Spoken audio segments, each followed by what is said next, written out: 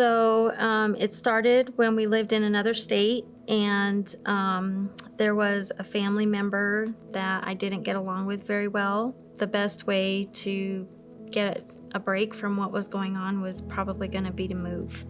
And I really didn't have any direction of what to do. I didn't know what to do. I didn't know who to call. I didn't even know what to say. Initially, when you are contacted by DHS, I feel like it's a natural instinct to be defensive. These are your kids, and I mean, everybody talks about the mama bear, right? Those investigations were closed and unfounded. But when I came here and the caseworker explained that they wanted to handle it differently, I just felt supported, and I felt like someone was finally listening to me. Someone was listening to my kids. You know, just learning to navigate these systems, one of the most important lessons I've learned is that my son is going to benefit if I work with the system.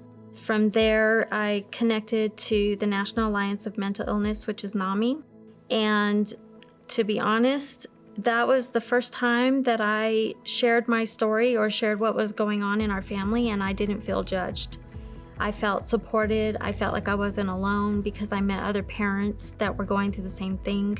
Melissa started with us through our basics program, which is the class that we teach for parents. I think the biggest thing for Melissa would have been just the resources that were in the community. And once she took our class and started realizing what was available to her, I think it opened a whole new world. It just was so enlightening. It just really helped me be the parent that my son needed me to be.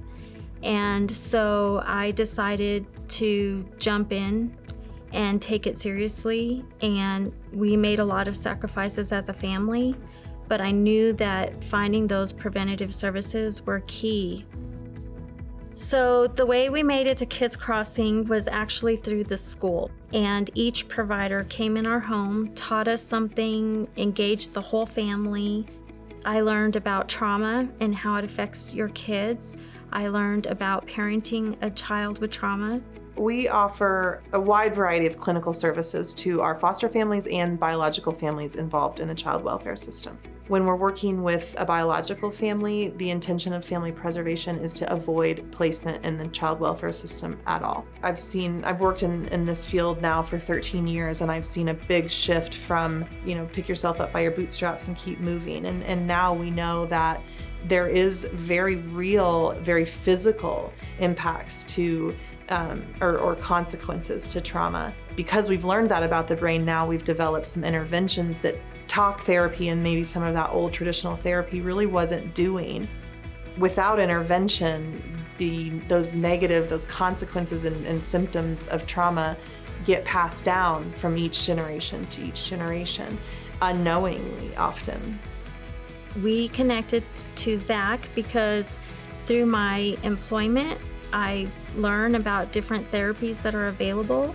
He made a serious effort to connect with my son and ask my son questions and engage with my son. At the heart of what I do and what I believe that sustains a therapeutic relationship between the client and the therapist is trust. So if you don't have that, you don't have anything. When you're authentic and honest and transparent with them, especially a teenager, they're gonna be more honest and open and transparent with you. Zach, we joke, he just really, it actually makes me a little bit emotional. He goes all in with all of his cases, and he gives 100%. And it's not just the hour you're in with him. He's really thinking and researching all the time about how he can do best.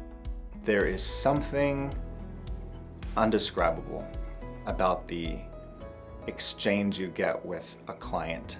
And so what I've seen Melissa do is she directly draws from her own experience, much of which is rooted in resilience. Yeah, so what's really fascinating about Melissa's journey with us is that she started as a student in our basics program and then was able to become a teacher for that class.